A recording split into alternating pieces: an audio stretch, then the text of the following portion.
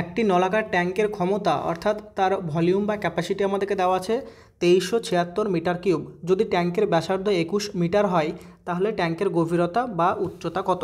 তো এখানে আমাদের যে ট্যাঙ্কটা দেওয়া আছে সেইটা দেওয়া আছে নলাকার, যেটাকে আমরা লম্ববৃত্তাকার চোঙ হিসেবে পরিমিতিতে কল্পনা করি। যেখানে এইটা হচ্ছে তার ব্যাসার্ধ, যেটা আমাদেরকে দেওয়া আছে 21 মিটার। এই যে পুরো যে হাইটটা সেইটা হচ্ছে আমাদের ট্যাঙ্কের গভীরতা, যেটা হচ্ছে এইচ। তাহলে আমরা জানি যে সিলিন্ড্রিক্যাল যে চোঙ বা লম্ববৃত্তাকার যে চোঙ তার কী কী ফর্মুলা হয় সেইটা আমরা প্রথমে জানবো। তাহলে তার ভলিউমের ফর্মুলা হয় pi r square h. Total surface area বা সমগ্র তলের যে ক্ষেত্রফল সেইটা হয় 2 pi r into r plus h. আর কার্ভ সারফেস এরিয়া অর্থাৎ বক্রতলের যে ক্ষেত্রফল সেই বক্রতলের ক্ষেত্রফল হয় 2 পাই আর ইন্টু এইচ। তো এখানে আমাদেরকে কী কী দেওয়া আছে? ট্যাঙ্কের ক্ষমতা অর্থাৎ আয়তন দেওয়া আছে, যেটা আমাদের হচ্ছে ফর্মুলাতে pi r square h is equal to দেওয়া আছে 2376। তো এইখান থেকে আমরা কী বার করব? এখান থেকে আমরা বার করব ট্যাঙ্কের উচ্চতা বা হচ্ছে গভীরতা। আর এখানে আমাদেরকে আর এর ভ্যালুটা দেওয়া আছে 21 মিটার। তাহলে এখান থেকে আমরা কী লিখতে পারি? দেখো, পায়ের ভ্যালু আমাদের দেওয়া থাক বা না থাক সেইটা হচ্ছে 22/7।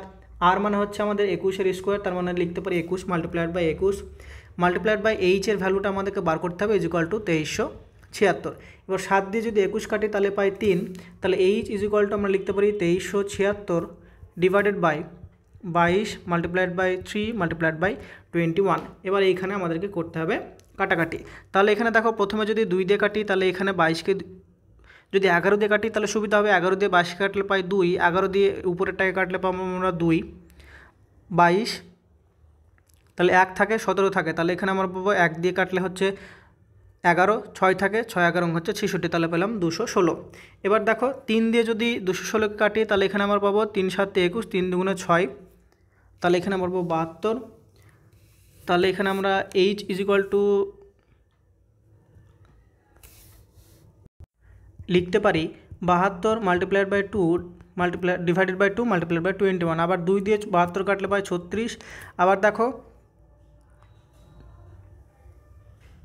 3 দিয়ে যদি আমরা 36 কাটি তাহলে পাই 12, 3 দিয়ে যদি 21 কাটি তাহলে পাই 7। তাহলে এখানে থেকে আমরা এইচ ইজ ইকুয়াল টু লিখতে পারি 12/7 মিটার। এইটা হচ্ছে আমাদের নির্ণেয় উচ্চতা, যেটা হচ্ছে আমাদের পয়েন্টে দেওয়া আছে। তাহলে এখানে আমরা কাটলে বুঝতে পারবো, কাটাকাটি যদি করি তাহলে 2 দিয়ে গেলে তো আমাদের যাবে না, 7 2 14 বেশি হয়ে যাবে। তার মানে এখানে আমাদের একটা অপশানে আছে 2 এর কম, যেটা হচ্ছে 1.71। তার মানে হচ্ছে 1.71 মিটার হয়ে যাবে আমাদের ট্যাঙ্কটির গভীরতা বা হচ্ছে উচ্চতা, যেটা আমাদের অপশান নাম্বার 1 হয়ে যাবে এখানে সঠিক উত্তর।